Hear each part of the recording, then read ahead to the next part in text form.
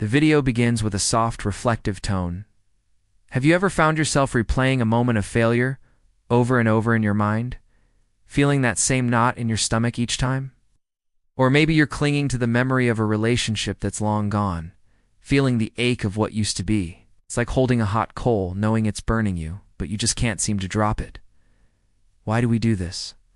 Why do we often suffer more from holding on than we ever would from letting go? Today, we're going to explore this question through the ancient and powerful wisdom of Stoicism, a philosophy designed not for dusty libraries, but for the messy, beautiful reality of our daily lives. It teaches us the profound art of letting go, not to lose something, but to gain everything, our inner peace. So what does it truly mean to let go in the Stoic sense? It's not about becoming cold, emotionless, or indifferent to the world. Far from it. Stoic detachment is about gaining clarity. It's about understanding the fundamental difference between what we can control and what we can't. The great Stoic teacher Epictetus put it perfectly. Some things are up to us, and some are not. Think about that for a moment. Our thoughts, our judgments, our actions, these are up to us. But other people's opinions, the weather, the past, the future, these are not. A wise sailor doesn't fight the storm. She doesn't rage at the wind or curse the waves. She knows she cannot control the ocean. Instead, she focuses on what she can control, steering the ship, adjusting the sails, and sometimes knowing when to release the rope to save the entire vessel from being torn apart. Stoic detachment is being that wise sailor in the storm of your own life. It's about releasing your grip on the things you cannot change, so you can steer yourself toward safety and peace. Holding on the other hand, is a recipe for self-inflicted pain.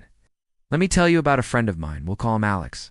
Years ago, Alex went through a difficult breakup.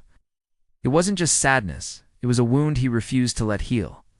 He spent his days rereading old messages, visiting places they used to go, and imagining conversations he wished he'd had.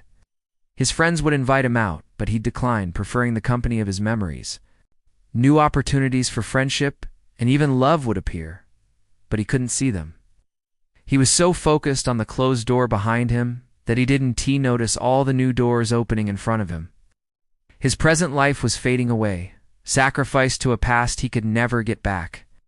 The Stoics would say that Alex wasn't suffering because of the breakup itself, but because he was fiercely resisting the reality of it. He was creating his own misery by clinging to what was no longer his. As the Roman emperor and Stoic philosopher Marcus Aurelius wrote, "You have power over your mind, not outside events. Realize this, and you will find strength." Alex's pain wasn't coming from the outside. It was coming from his refusal to accept what had happened and to reclaim power over his own mind. He was at war with reality, and that's a war no one can win. So how do we actually start practicing this art of letting go? It's not a switch you can just flip. It's a skill you develop, a muscle you strengthen over time. Here are 3 practical Stoic exercises you can start using today. First, use the control test. Whenever you feel anxious, angry, or stuck on something, pause and ask yourself this simple but powerful question: is this within my control? Did someone say something unkind about you? Their words are not in your control. Your reaction to them, however, is: are you worried about a presentation tomorrow? The outcome is not entirely in your control, but your preparation and your effort are. This simple act of sorting things into 2 baskets, my business and not my business, instantly frees up an immense amount of mental and emotional energy.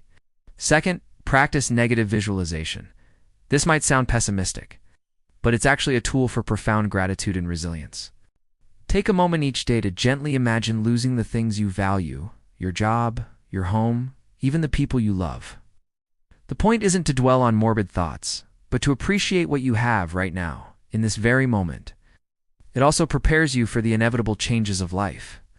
By mentally rehearsing loss, you lessen its sting if it ever does occur.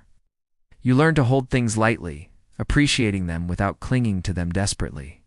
It makes you realize that your well-being doesn't depend on possessing them forever. Third, consciously shift your focus. When you find yourself drowning in past regrets or future anxieties, actively redirect your energy. You can't change what you did yesterday, and you can't perfectly script tomorrow. But you can choose what you do right now. Instead of replaying a mistake, ask, what can I do now to move forward? Instead of worrying about a future problem, ask, what is the one small productive step I can take today? Invest your precious energy into present action, not past rumination. There's an old story about a farmer whose only horse ran away. His neighbors came to console him, saying, "What terrible luck." The farmer simply replied, "Maybe the next day." The horse returned, bringing with it a herd of wild horses. The neighbors celebrated, exclaiming, "What wonderful luck." The farmer just said, "Maybe." A few days later, his son was trying to tame one of the wild horses, fell, and broke his leg. The neighbors shook their heads, "Such bad luck." And the farmer replied, "Maybe." The very next week, military officials came to the village to draft all able-bodied young men for a war. They saw the farmer's son with his broken leg and passed him by. This story teaches us that we rarely see the full picture. What seems like a disaster might be a blessing in disguise, and what seems like a victory might be the start of a new challenge. Letting go means trusting this process, accepting that we don't always know what's good or bad. It means letting go of our rigid judgments about life's events. Ultimately, letting go isn't an act of defeat. It's an act of profound courage and wisdom. It is the path to true freedom. When you finally release your grip on past hurts, on the need to control every outcome, on your attachment to how things should be, you don't fall, you fly. Imagine a bird clinging to a branch. As long as it holds on, it is safe, but it is also trapped. It cannot experience the sky, feel the wind beneath its wings, or soar to new heights. Its true nature is to fly, and flight is only possible when it has the courage to let go of the branch. Letting go is not losing.